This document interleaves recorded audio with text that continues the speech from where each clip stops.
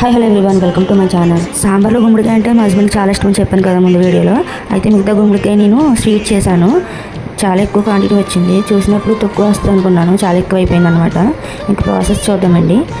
ఈ 3 పీసెస్ ఉన్నాయి కదా, ఇవి చేశాను అనమాట. ఇలాగ తొక్క తీసుకోవాలి. మొత్తం తొక్క తీసిన తర్వాత మనం కోరుకునే దాంతో చక్కగా చిన్న ముక్కలాగా కోరుకోవాలన్నమాట. కోరిన తర్వాత అప్పుడు మనం ఇంకా ప్రాసెస్ స్టార్ట్ చేయాలి. అయితే స్టార్ట్ చేసే ముందులా కొంచెం వస్తుంది అనుకున్నాను, కానీ చాలా ఎక్కువ వచ్చింది అనమాట క్వాంటిటీ. ఇంకేం చేయాలి, ఇంకా అలా స్టార్ట్ చేశాను కదా, ఇంకా ఏదైతే అది అయిందని ఇంకా స్టార్ట్ చేశాను అనమాట. ఉంటుంది ఇలాగ వారం రోజులు నిల్వ ఉంటుందని చెప్పారు కదా, చేసుకుందామని స్టార్ట్ చేశాను. ఇంకా ప్రాసెస్ చూడండి. ఇంక తురిమిందంతా నెయ్యిలో వేసుకొని బాగా ఫ్రై చేసుకున్నాను. బాగా ఫ్రై అయిన తర్వాత మనం బెల్లం యాడ్ చేసుకోవాలన్నమాట.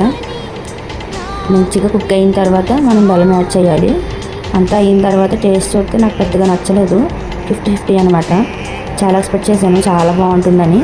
యూట్యూబ్లో చూసాను కదా, చాలా బాగుంటుంది అని చెప్పారు. ఇప్పుడు తినకేమో తెలియదు, కానీ నాకైతే నచ్చలేదన్నమాట.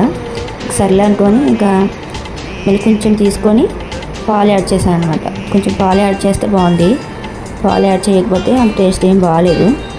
ఒకవేళ మీరు ట్రై చేయాలనుకుంటే తక్కువ క్వాంటిటీ చేసుకోండి, ఇంత ఎక్కువ వద్దు.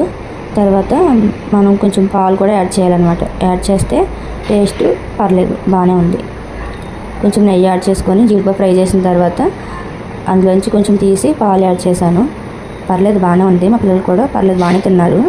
ఒకవేళ మీరు ట్రై చేయాలనుకుంటే పాలు యాడ్ చేయండి. Thank you for watching.